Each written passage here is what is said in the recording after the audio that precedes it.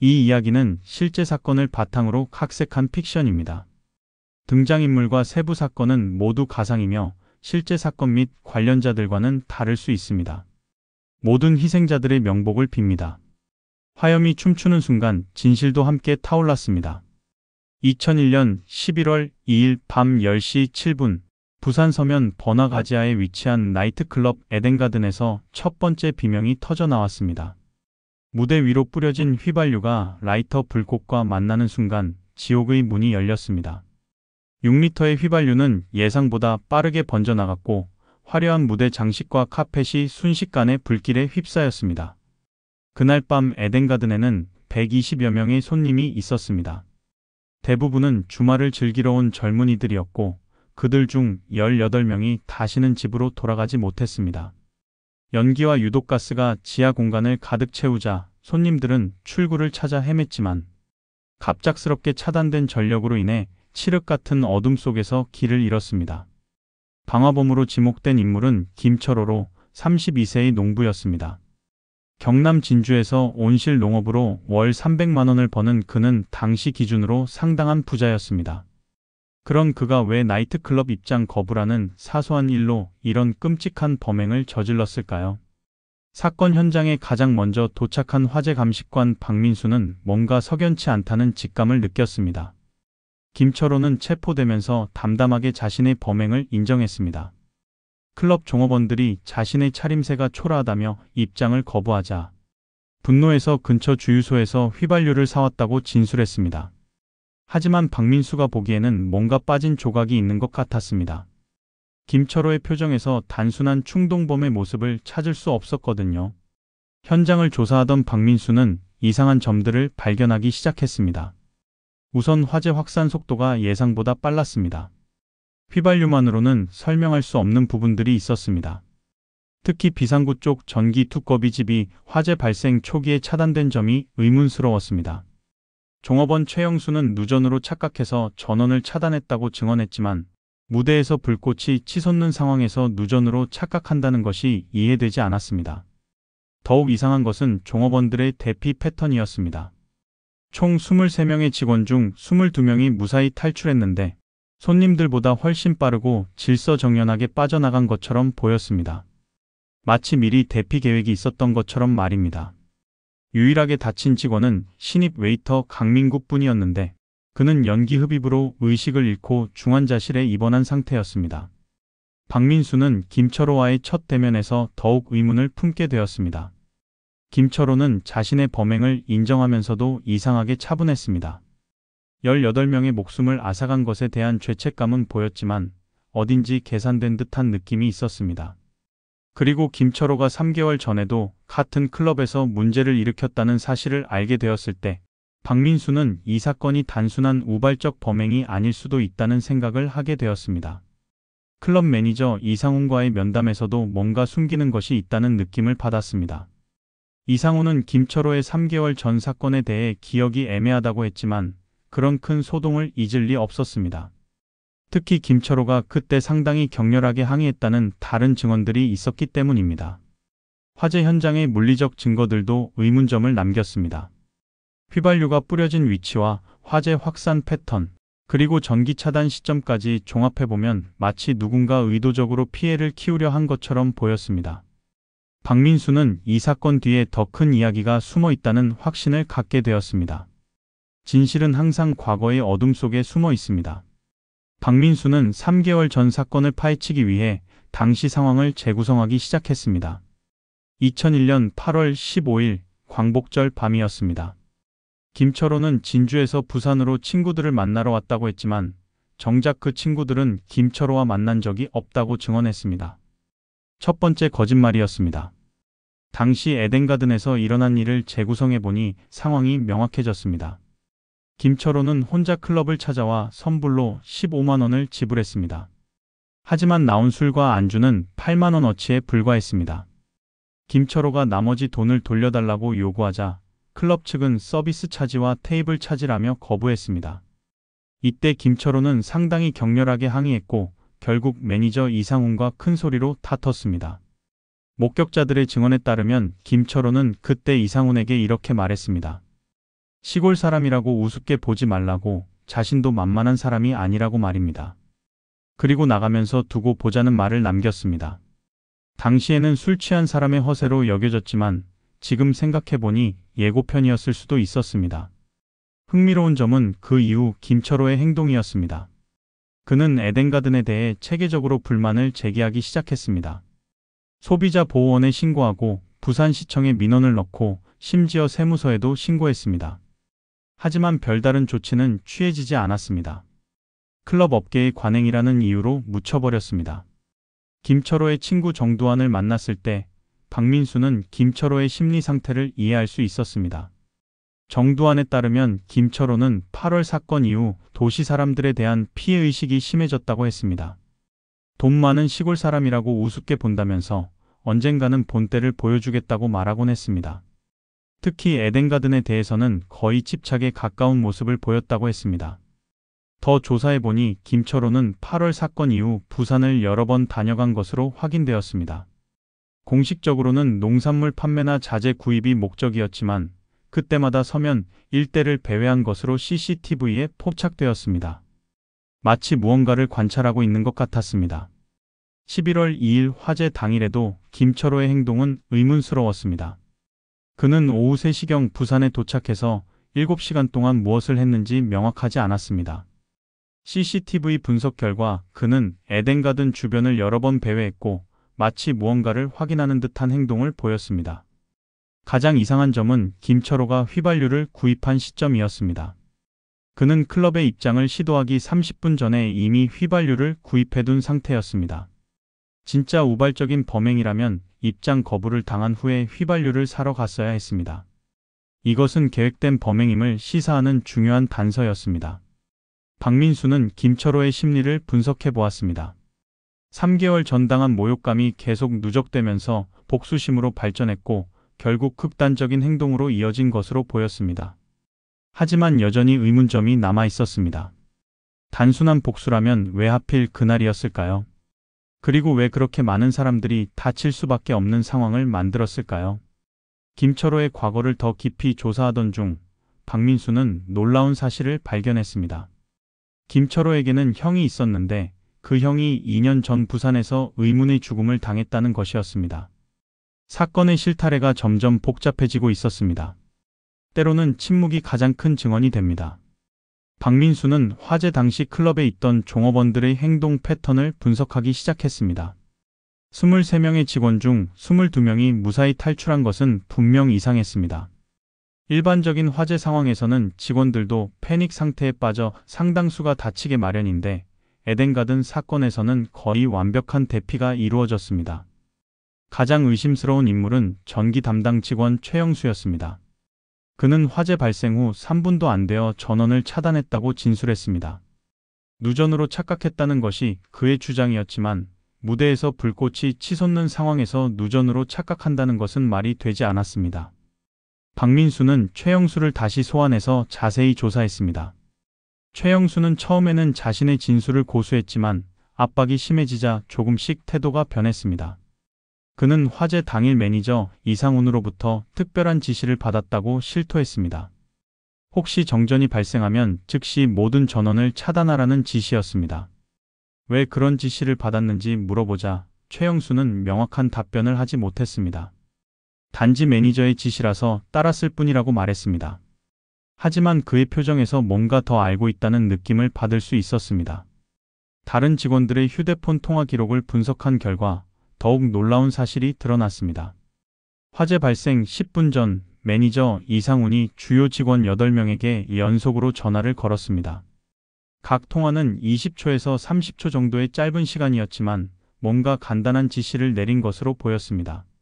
박민수는 그 8명의 직원들을 하나씩 불러서 조사했습니다.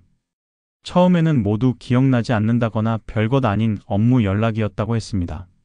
하지만 계속 압박하자 한 명씩 진실을 털어놓기 시작했습니다.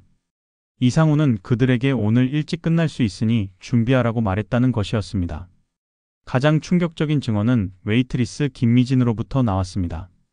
그녀에 따르면 이상훈은 화재 당일 오후부터 평소와 다른 모습을 보였다고 했습니다. 신경질적이고 불안해했으며 자꾸 시계를 보면서 초조해했다고 했습니다. 그리고 몇몇 친한 손님들에게 전화를 걸어서 오늘은 오지 말라고 했다는 것도 확인되었습니다. 박민수는 점점 이 사건이 단순한 개인의 우발적 범행이 아니라는 확신을 갖게 되었습니다. 종업원들의 행동 패턴과 이상훈의 사전 지시들을 종합해보면 마치 화재가 일어날 것을 미리 알고 있었던 것처럼 보였습니다. 유일하게 다친 직원인 강민구가 의식을 되찾았다는 소식이 들려왔습니다. 그는 신입 직원이라 다른 직원들과 달리 사전 정보를 받지 못했을 가능성이 높았습니다. 박민수는 강민구가 이 사건의 열쇠를 쥐고 있을 것이라고 생각했습니다. 중환자실을 찾아간 박민수는 강민구의 상태를 확인했습니다. 연기 흡입으로 폐에 손상을 입었지만 다행히 생명에는 지장이 없었습니다. 하지만 강민구는 박민수를 보자 두려운 표정을 지었습니다. 마치 무언가를 말하면 안 된다는 듯한 모습이었습니다. 박민수는 강민구를 안심시키려고 노력했습니다. 이미 충분한 증거가 있으니 진실을 말해도 안전할 것이라고 설득했습니다. 그제서야 강민구가 입을 열기 시작했습니다. 그의 증언은 이 사건의 전모를 완전히 바꿔놓을 만한 내용이었습니다. 강민구에 따르면 화재 당일 클럽 내부의 분위기가 평소와 달랐다고 했습니다. 직원들이 뭔가 알고 있는 것 같았고 특히 이상훈은 거의 패닉 상태였다고 했습니다. 그리고 가장 중요한 것은 김철호가 이상훈과 아는 사이였다는 것이었습니다. 진실은 가장 약한 고리에서 터져나옵니다.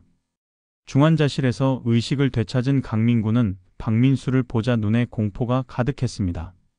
신입 직원이었던 그는 다른 동료들과 달리 사전에 아무런 정보를 듣지 못했고 그래서 화재 현장에서 혼란스러워하다가 연기에 중독되었던 것입니다.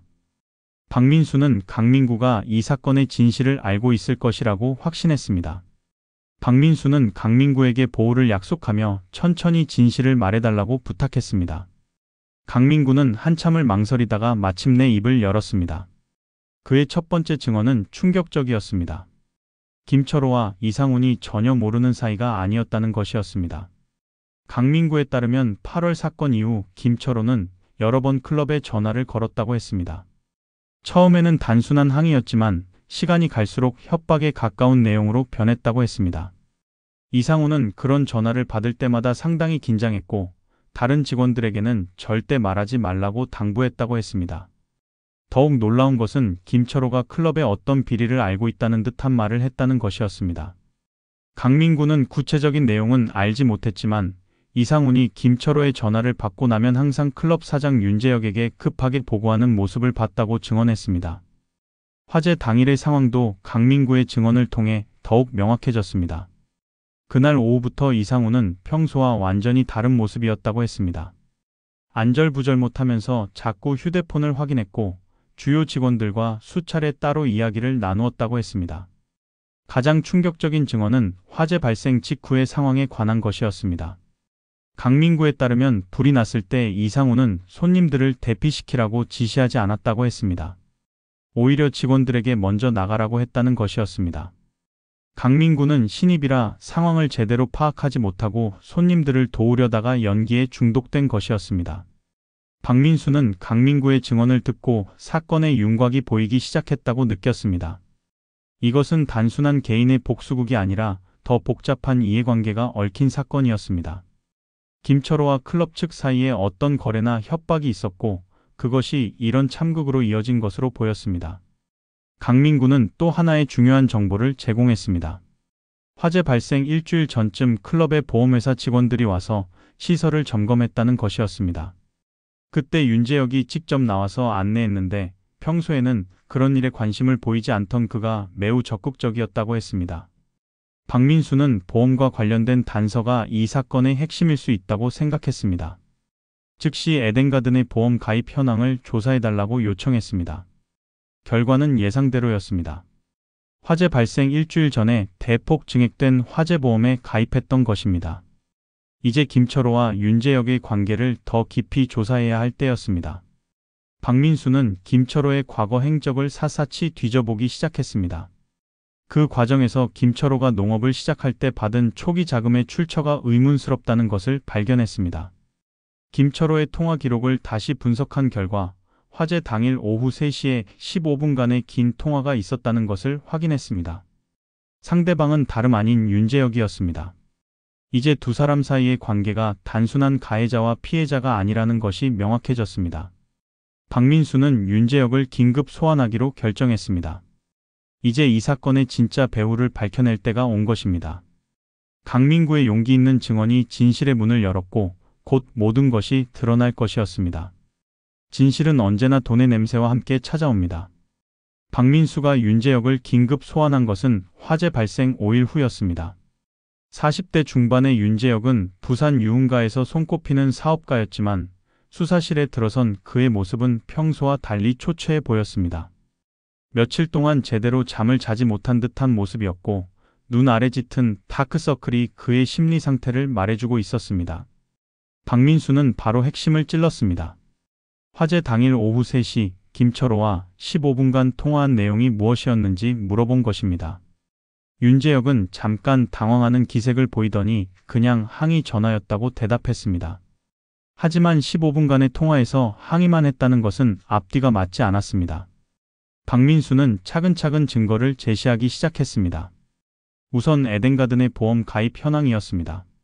화재 발생 일주일 전 윤재혁은 기존 보험의 3배에 달하는 15억 원의 화재 보험에 가입했습니다. 보험료만 해도 월 200만 원이 넘는 거액이었습니다. 그는 왜 갑자기 보험을 대폭 늘렸을까요? 윤재혁은 최근 다른 클럽에서 화재가 발생한 것을 보고 불안해서 보험을 늘렸다고 해명했습니다. 하지만 박민수가 확인한 바로는 그런 화재 사건은 없었습니다. 또 하나의 거짓말이었습니다. 윤재혁의 표정이 점점 굳어지는 것을 보며 박민수는 더 강하게 압박했습니다. 가장 결정적인 증거는 금융거래 내역이었습니다. 박민수가 윤재혁의 계좌를 추적한 결과 놀라운 사실이 드러났습니다. 3년 전 김철호가 온실 농업을 시작할 때 받은 초기 자금 3억 원이 바로 윤재혁으로부터 나온 것이었습니다. 공식적으로는 농업 투자라고 되어 있었지만 실제로는 고리대금업이었습니다. 김철호는 윤재혁에게 월 3%의 고금리로 돈을 빌렸고 지금까지 원금과 이자를 합쳐 5억 원 가까이 갚아야 하는 상황이었습니다. 하지만 최근 농산물 가격 하락으로 김철호의 경영 상황이 악화되면서 상환에 어려움을 겪고 있었습니다. 이것이 두 사람 사이의 갈등의 시작이었습니다. 박민수는 두 사람의 통화 기록을 더 자세히 분석했습니다. 8월 사건 이후 김철호와 윤재혁 사이에 수십 차례의 통화가 있었던 것이 확인되었습니다. 처음에는 김철호가 일방적으로 항의하는 내용이었지만 점차 협상의 성격으로 변해갔습니다. 김철호가 무언가로 윤재혁을 압박하고 있었던 것입니다. 윤재혁의 과거를 조사하던 중 박민수는 충격적인 사실을 발견했습니다. 윤재혁은 20년 전부터 부산 유흥가에서 활동했는데 초기에는 불법 도박장을 운영했던 것입니다. 1990년대 후반 정부의 단속이 강화되자 나이트클럽 사업으로 전환했지만 여전히 뒷세계와 연결고리를 유지하고 있었습니다. 가장 중요한 단서는 1999년에 발생한 사건이었습니다. 윤재혁이 운영하던 도박장에서 화재가 발생해 5명이 목숨을 잃었던 것입니다. 당시 윤재혁은 증거 부족으로 무혐의 처분을 받았지만 유족들은 그가 증거를 인멸했다고 주장했습니다. 그리고 그 5명의 희생자 중 1명이 바로 김철민, 김철호의 친형이었습니다. 모든 퍼즐 조각이 맞춰지기 시작했습니다. 김철호는 단순히 클럽에서 당한 모욕 때문에 화가 난 것이 아니었습니다. 형의 죽음과 관련해 윤재혁에 대한 원한을 품고 있었고 8월 사건을 계기로 본격적인 복수를 계획했던 것입니다. 그리고 그 복수의 방법은 단순한 방화가 아니라 보험금을 노린 치밀한 계획이었습니다. 박민수는 윤재혁 앞에 모든 증거를 펼쳐놓았습니다. 보험 가입 내역, 금융 거래 기록, 통화 내역, 그리고 1999년 화재 사건까지. 윤재혁의 얼굴이 창백해지는 것을 보며 박민수는 마지막 일격을 가했습니다. 김철호와 공모해서 보험금을 노린 방화였다고 단언한 것입니다. 복수는 언제나 새로운 비극의 씨앗이 됩니다. 윤재혁이 마침내 입을 열기 시작한 것은 모든 증거가 제시된 후였습니다. 그는 한참을 고민하더니 깊은 한숨을 쉬며 진실을 털어놓기 시작했습니다. 그의 고백은 이 사건의 진짜 배경을 완전히 드러내는 것이었습니다. 1999년 도박장 화재 사건의 진실은 공식 발표와 달랐습니다. 그날 밤 도박장에는 평소보다 많은 돈이 있었고 윤재혁은 그 돈을 빼돌리기 위해 의도적으로 화재를 일으켰던 것입니다. 하지만 계획과 달리 5명이 목숨을 잃었고 그 중에는 김철호의 형 김철민도 포함되어 있었습니다. 김철민은 단순한 도박꾼이 아니었습니다. 그는 윤재혁의 장부를 관리하는 일을 했고 윤재혁의 탈세와 자금 세탁에 대한 모든 정보를 알고 있었습니다. 윤재혁은 김철민이 입을 열면 자신이 파멸할 것을 두려워했고 결국 그를 제거하기 위해 화재를 일으켰던 것입니다. 김철호는 형이 죽음 직후에는 아무것도 의심하지 않았습니다. 하지만 농업을 시작하면서 윤재혁으로부터 돈을 빌리게 되었고 그 과정에서 형의 죽음에 대한 진실을 알게 되었습니다. 윤재혁이 술에 취해 실수로 과거 이야기를 흘렸던 것입니다. 김철호는 그때부터 윤재혁에 대한 복수를 계획하기 시작했습니다. 하지만 단순히 윤재혁을 고발하는 것으로는 만족할 수 없었습니다. 증거가 부족했고 윤재혁의 권력과 인맥을 고려할 때 정의로운 처벌을 받을 가능성도 낮았습니다. 그래서 김철호는 더 치밀한 복수를 계획했던 것입니다. 8월 에덴가든 사건은 그 복수 계획의 첫 단계였습니다. 김철호는 의도적으로 클럽에서 소동을 일으켜 윤재혁과 연결고리를 만들었습니다. 그리고 그것을 빌미로 윤재혁을 협박하기 시작했습니다. 형의 죽음에 대한 진실을 폭로하겠다고 위협하면서 동시에 다른 제안을 했습니다. 김철호의 제안은 보험금을 노린 방화였습니다. 자신이 방화범으로 자수하는 대신 윤재혁은 받은 보험금의 일부를 김철호의 가족에게 주기로 약속했습니다. 김철호는 어차피 형이 복수를 위해서라면 감옥에 가는 것도 두렵지 않다고 했습니다. 처음에 윤재혁은 그런 제안을 거절했습니다. 하지만 김철호의 협박이 계속되고 실제로 세무서와 경찰서에 신고가 들어오기 시작하자 궁지에 몰렸습니다. 특히 김철호가 1999년 화재 사건의 진실을 알고 있다는 것을 깨달았을 때는 더 이상 버틸 수 없었습니다. 결국 윤재혁은 김철호의 제안을 받아들였습니다. 하지만 조건이 있었습니다. 아무도 다치지 않게 해야 한다는 것이었습니다. 김철호도 처음에는 그럴 계획이었습니다. 클럽이 비어 있을 때 화재를 일으켜서 건물만 태우고 자신은 현장에서 체포되어 단순 방화범으로 처벌받는 것이었습니다. 11월 2일 모든 것이 계획대로 진행되는 듯 했습니다. 윤재혁은 주요 단골들에게 연락해서 그날 밤에는 오지 말라고 했고 직원들에게도 일찍 끝날 수 있다는 신호를 보냈습니다. 김철호는 정확한 시간에 나타나서 방화를 실행했습니다. 하지만 계획에 오차가 있었습니다. 예상보다 많은 신규 손님들이 클럽에 있었고 전원 차단으로 인한 혼란이 생각보다 컸습니다. 김철호와 윤재혁 모두 이런 참극을 원한 것은 아니었지만 이미 돌이킬 수 없는 상황이었습니다. 박민수는 윤재혁의 고백을 들으며 복잡한 감정을 느꼈습니다. 복수심과 탐욕이 만나면서 이런 끔찍한 결과를 낳았다는 것이 안타까웠습니다. 하지만 그들의 동기가 무엇이든 18명의 무고한 생명을 앗아간 죄는 용서받을 수 없었습니다. 완벽해 보이는 계획일수록 더 큰 파괴력을 가집니다. 윤재혁의 자백이 계속되면서 사건의 전모가 더욱 선명해졌습니다. 두 사람은 한 달 전부터 치밀하게 계획을 세웠지만 그들의 계획에는 치명적인 허점들이 있었습니다. 가장 큰 문제는 인간의 생명을 너무 가볍게 여겼다는 것이었습니다. 김철호와 윤재혁은 11월 2일을 화재 날짜로 정한 이유가 있었습니다. 그날은 금요일 밤이어서 평소보다 손님이 많을 것으로 예상되었지만 동시에 단골들이 많다는 것은 윤재혁이 미리 연락해서 통제할 수 있다는 의미이기도 했습니다. 하지만 그들은 신규 손님들과 우연히 들른 사람들까지는 계산에 넣지 못했습니다.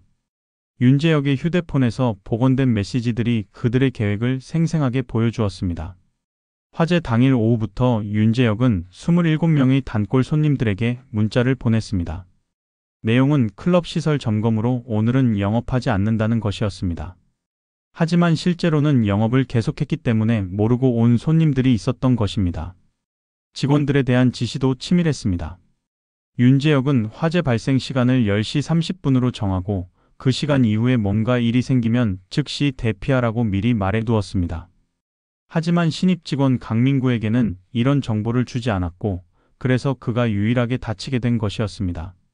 가장 충격적인 것은 김철호에게 보낸 마지막 메시지였습니다. 화재 발생 30분 전인 오후 9시 37분, 윤재혁은 김철호에게 이런 문자를 보냈습니다. 직원들한테 말했다. 10시 반 이후에 해라. 손님은 20명 정도 있을 것 같다. 괜찮겠나? 이 메시지는 두 사람이 사전에 공모했다는 결정적인 증거였습니다. 김철호의 답장도 발견되었습니다. 알았다. 무대 쪽만 태울 테니까 금방 대피시켜라. 나는 현장에서 잡힐 거다. 이 메시지들은 그들이 최소한의 피해만 내고 보험금을 타려는 계획이었다는 것을 보여주었습니다. 하지만 현실은 그들의 계획과 달랐습니다. 휘발유 6리터는 예상보다 빠르게 번졌고 클럽 내부의 인테리어 재질이 불에 잘 타는 소재였기 때문에 화재가 급속히 확산되었습니다. 특히 카펫과 천장 장식에서 나온 유독가스가 치명적이었습니다. 전원 차단도 계획의 일부였지만 결과는 예상과 달랐습니다. 윤재혁은 정전으로 손님들이 당황하는 사이 신속하게 대피시킬 수 있을 것이라고 생각했습니다. 하지만 실제로는 어둠 속에서 더 큰 혼란이 발생했고 출구를 찾지 못한 손님들이 더 많은 연기를 마시게 되었습니다. 박민수는 윤재혁에게 계속 압박을 가했습니다. 보험금 배분 계획도 구체적으로 나와 있었습니다. 15억 원의 보험금 중 5억 원을 김철호의 가족에게 주고 나머지는 윤재혁이 가져가기로 했습니다. 김철호는 15년 정도 감옥에 있다가 나와서 그 돈으로 새로운 삶을 시작할 계획이었습니다. 하지만 18명이 죽으면서 모든 계획이 틀어졌습니다. 단순 방화가 아니라 살인죄가 적용될 상황이 되었고 김철호는 무기징역을 각오해야 하는 상황이 되었습니다. 윤재혁 역시 공모 혐의로 중형을 피할 수 없게 되었습니다. 윤재혁은 마지막에 이렇게 말했습니다. 정말 아무도 다치지 않을 줄 알았어요. 그냥 건물만 태우고 끝날 줄 알았어요. 이렇게 많은 사람이 죽을 줄은 꿈에도 몰랐어요. 하지만 그의 후회가 죽은 사람들을 되살릴 수는 없었습니다. 박민수는 이제 모든 증거를 확보했습니다. 김철호와 윤재혁의 통화 기록, 문자 메시지, 보험 가입 내역, 그리고 직원들의 증언까지. 완벽해 보였던 그들의 계획은 결국 인간 생명의 소중함을 간과한 순간 파국으로 이어졌습니다. 진실은 언제나 가장 뜨거운 곳에서 발견됩니다. 모든 수사가 마무리되고 법정에 선 김철호와 윤재혁의 모습은 처참했습니다. 복수와 탐욕으로 시작된 그들의 계획은 18명의 무고한 생명을 앗아간 대참사로 끝났습니다. 검찰은 김철호에게 살인죄와 현주 건조물 방화죄를, 윤재혁에게는 방화교사와 보험사기, 업무상과실치사 등의 혐의를 적용했습니다. 재판 과정에서 드러난 사건의 전모는 많은 사람들에게 충격을 주었습니다. 단순해 보였던 방화 사건 뒤에 이런 복잡한 배경이 숨어 있었다는 것을 아무도 예상하지 못했습니다. 특히 1999년 도박장 화재와의 연관성이 밝혀지면서 윤재혁의 과거 범죄까지 재수사되기 시작했습니다. 김철호는 최후 진술에서 깊은 후회를 표했습니다. 그는 형이 복수를 하려다가 무고한 사람들을 희생시켰다며 자신을 용서할 수 없다고 말했습니다. 처음에는 아무도 다치지 않게 하려고 했지만 결과적으로 형보다 훨씬 많은 사람들을 죽게 만들었다는 것에 대해 평생의 죄책감을 안고 살겠다고 했습니다. 윤재혁 역시 눈물을 흘리며 사과했습니다. 그는 경영난에서 벗어나고자 하는 탐욕과 과거 범죄를 숨기려는 마음이 판단력을 흐렸다고 고백했습니다. 18명의 희생자와 유족들에게 진심으로 사죄한다며 남은 생애를 속죄하는 데 바치겠다고 약속했습니다. 법원은 엄중한 판결을 내렸습니다. 김철호에게는 무기징역이, 윤재혁에게는 징역 25년이 선고되었습니다. 재판부는 비록 의도적인 살인이 아니었다고 하더라도 인명을 경시한 채 위험한 계획을 실행한 것은 용서할 수 없는 죄라고 판시했습니다. 전원을 차단한 직원 최영수에게는 업무상 과실치사상죄가 적용되어 징역 3년에 집행유예 5년이 선고되었습니다. 매니저 이상훈에게도 방화방조 혐의로 징역 7년이 선고되었습니다. 그들 역시 단순히 지시를 따랐을 뿐이라고 주장했지만 인명피해를 예상할 수 있었음에도 막지 않은 책임을 피할 수 없었습니다. 사건이 마무리된 후 박민수는 깊은 생각에 잠겼습니다. 이 사건을 통해 그는 복수와 탐욕이 얼마나 무서운 결과를 낳을 수 있는지 다시 한번 깨달았습니다. 김철호의 형에 대한 복수심과 윤재혁의 돈에 대한 욕심이 만나면서 이런 참극이 벌어진 것이었습니다. 가장 안타까운 것은 희생자들이었습니다. 그들은 단지 주말 밤을 즐기러 나왔을 뿐인데 다른 사람들의 탐욕과 복수심의 희생양이 되어야 했습니다. 18명의 젊은 생명이 한순간에 사라진 것을 생각하면 가슴이 아팠습니다. 에덴가든이 있던 자리에는 이제 작은 추모공원이 조성되었습니다. 희생자들을 기리는 18개의 작은 비석이 세워져 있고 가운데에는 큰 추모비가 서 있습니다. 그 비석에는 이런 글귀가 새겨져 있었습니다. 진실은 언제나 화염보다 뜨겁다. 복수는 더 큰 비극만을 낳을 뿐이다. 박민수는 그 추모비 앞에서 다시 한번 다짐했습니다. 어떤 복잡한 사건이라도 끝까지 진실을 밝혀내겠다고, 그것이 희생자들에 대한 최소한의 예의라고 생각했습니다. 또한 이런 비극이 다시는 일어나지 않도록 사람들이 복수와 탐욕의 위험성을 깨달았으면 좋겠다고 마음속으로 기원했습니다. 몇 년 후 박민수는 이 사건을 바탕으로 한 책을 출간했습니다. 제목은 화염 속 진실이었습니다. 그는 이 책을 통해 복수가 얼마나 무의미한 것인지, 그리고 돈에 대한 탐욕이 얼마나 위험한 것인지 알리고 싶었습니다. 무엇보다 18명의 희생자들이 헛되이 죽지 않았다는 것을 보여주고 싶었습니다. 진실은 때로는 우리가 원하지 않는 모습으로 나타나기도 합니다. 하지만 그 진실을 외면한다면 더 큰 비극이 기다리고 있을 것입니다. 에덴가든 화재 사건은 그런 교훈을 남긴 사건이었고, 박민수는 평생 그 교훈을 가슴에 새기고 살아갔습니다.